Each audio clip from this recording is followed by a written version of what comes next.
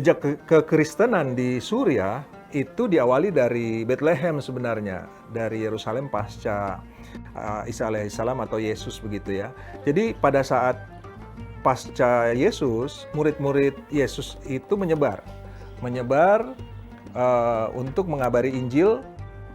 Tujuannya adalah ke daerah yang namanya Antiokhia, atau Antioch, atau yang sekarang kita kenal dengan nama Antakya, yang menjadi wilayah teritori Turki modern.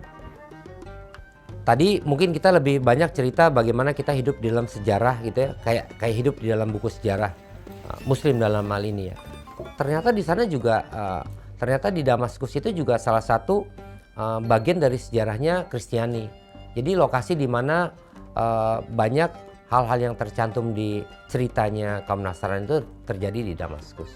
Dan kami sempat pergi ke gereja Ananis, di mana dan itu di dalam temboknya kota Damaskus. Ada gereja Ananis. Gereja Ananis juga berada di dalam tembok Damaskus.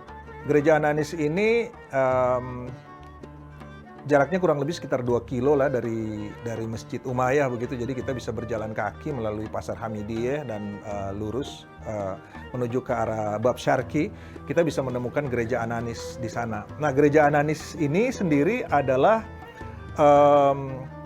cerita tentang orang suci, Santo Ananis begitu, yang diminta Yesus untuk bisa menyembuhkan Saulus, atau yang kemudian kita kenal dengan Santo Paulus. Ini yang saya bilang impressive journey kalau di Damaskus. Tadi kita di bagian yang kalau sejarahnya dibagi untuk kegiatan Islam sama kegiatan Kristen. Sekarang kita masuk ke gereja San Ana. Ini adalah satu cerita lagi.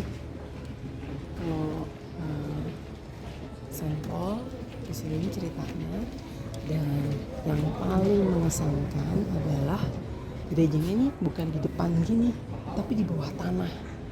Nah, sekarang kita nggak boleh melihat gitu karena lagi ada kebaktian, tapi kita bisa intip dari atas. Mereka masih menjalani kebaktian, yang mana kebaktiannya itu justru di bawah tanah. Unik ya ceritanya. Kita intip pelan-pelan.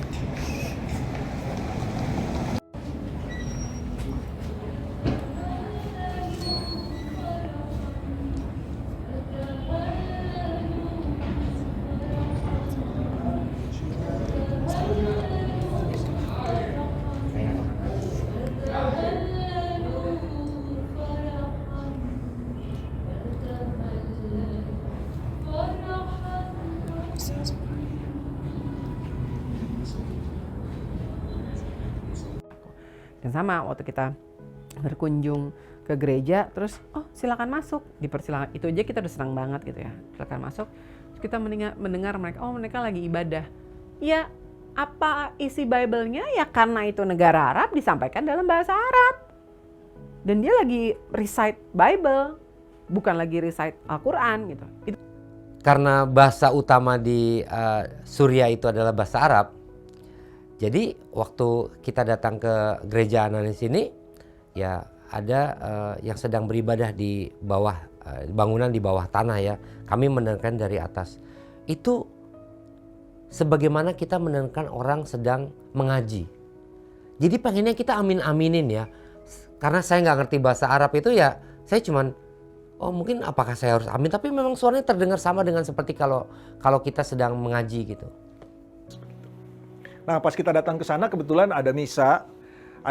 Jadi karena tempatnya kecil sehingga kita belum diperkenankan masuk. Biasanya kalau tidak ada misa kita bisa masuk, tapi karena hari itu ada misa, jadi kita hanya bisa melihat dari atas bagaimana prosesi misa itu berlangsung ya.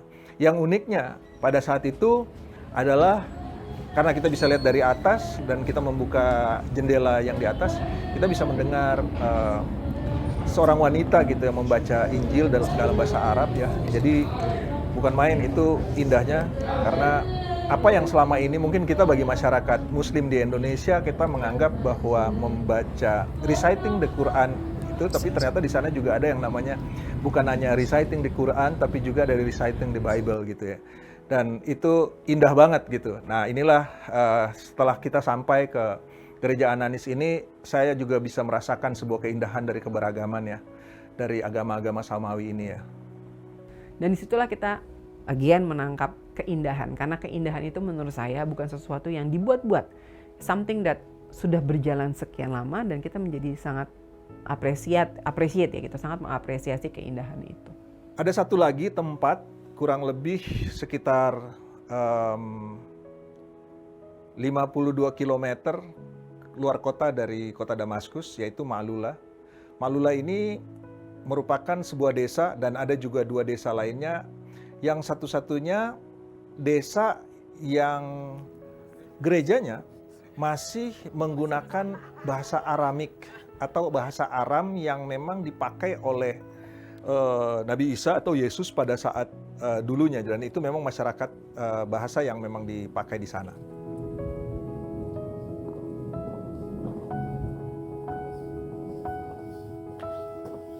Saudara, saat ini saya berada di situs Ma'lula. Dalam bahasa Arab berarti Ma'la, artinya pintu, yang sebuah situs umat Kristiani yang masih ada di sekitaran kota Damaskus. Di sini uniknya gereja di sini masih menggunakan bahasa Aram atau bahasa yang dipakai Nabi Isa pada zaman dahulu. Dan sayangnya pada tahun 2013 sempat dikuasai oleh kelompok teroris dan menghancurkan hampir seluruh sebagian situs-situsnya yang ada di sini.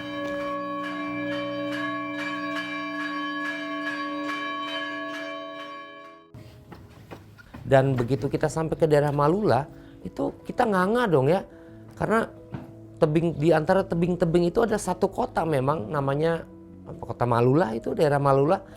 Yang lebih hebatnya lagi, mereka masih berbahasa di mana itu dipakai 2000 tahun sebelumnya.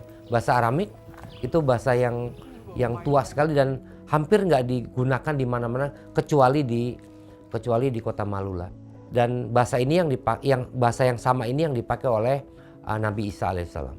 Itu masih dipertuturkan di sana, dan pelayanan-pelayanan di gerejanya pada saat misa dan lain-lain itu masih tetap menggunakan bahasa Aram. Nah, desa ini terutama sebuah desa Kristen ya, atau Melkit ya, yang terletak kurang lebih sekitar 52 km di arah timur laut Damaskus ya, dan dibangun di atas pegunungan begitu. Pada ketinggian 1.500 meter, dan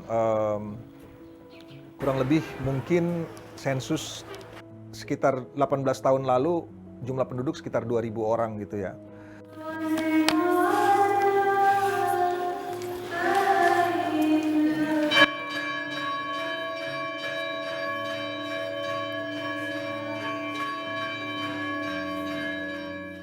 Nah, di sana ada 2 biara penting di Ma'lula ya. Ada biara Marsarkis dan juga biara Martakla.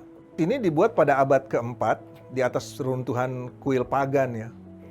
Kemudian dirancang di atas model martir yang memiliki penampilan sederhana.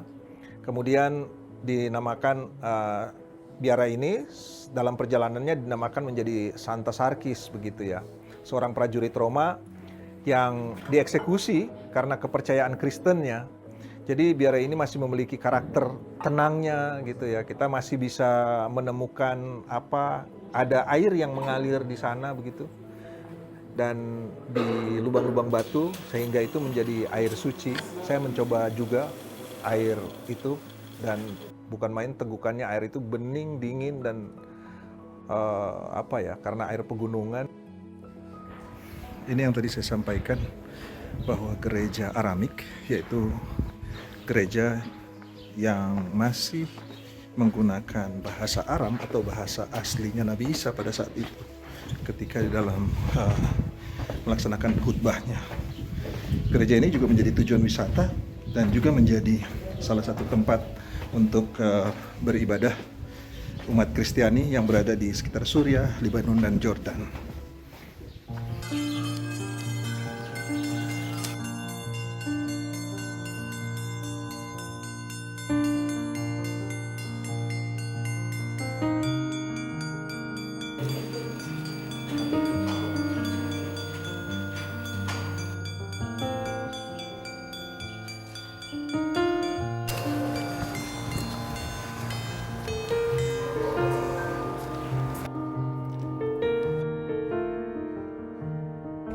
ini sih kesasar yang cakep sebenarnya ya.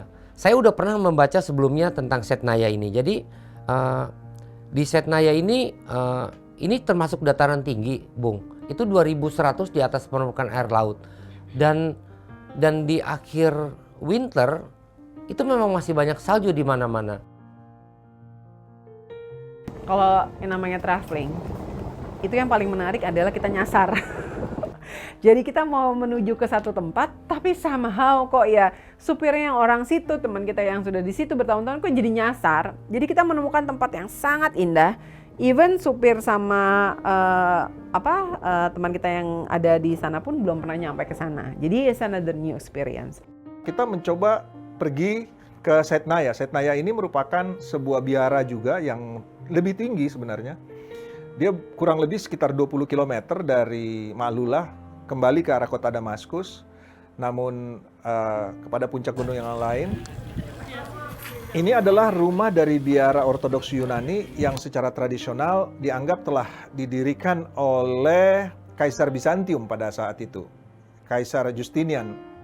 Yang finally akhirnya mobil kita itu begitu kita sudah sampai memang sudah setinggi itu, kiri kanan kita itu salju dan buat saya agak takjub ya, kita di Middle East yang negara Arab gitu, tapi kiri kanannya salju dan itu kita sempat turun ya, kita nggak main-main salju ya, karena hari udah mulai gelap. Dari kejauhan itu kita bisa ngelihat patung Yesus itu yang tinggi sekali, kalau nggak salah 70 meter gitu, dari pedestalnya sampai atasnya. Itu memang kalau kita lihat dari jauh itu memang hebat banget kelihatannya. So saya baca sedikit bahwa patung itu dibikin pada masa perang dan terus dilakukan walaupun perang sedang berlangsung. Di belakangnya ada konvent, ada monastery atau ada biara gitu ya. Dan biara ini sempat terhenti pada saat perang dan sempat hancur juga.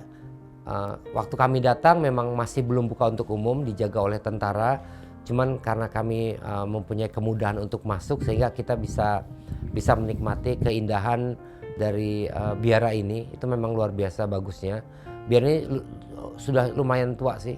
Kalau patung Yesusnya itu ya dibangun berapa 10 tahun yang lalu pada masa perang. Cuman monasterinya ini memang monasteri tua dan hebatnya lagi kita datang pas golden hour. Perjalanan ini bukan sekedar perjalanan kayak jalan-jalan nyari tempat baru gitu ya. It's also an eye opener sebagai umat Islam gitu, yang mempelajari agama itu nggak ada henti dan bagaimana sejarah Islam itu berkaitan. Rasulullah, kita juga mengajarkan bahwa pendahulunya Rasulullah juga banyak yang harus kita pelajari. Gitu kan. Jadi in a way sebenarnya adalah kita belajar toleransi itu dari agama kita benar gitu.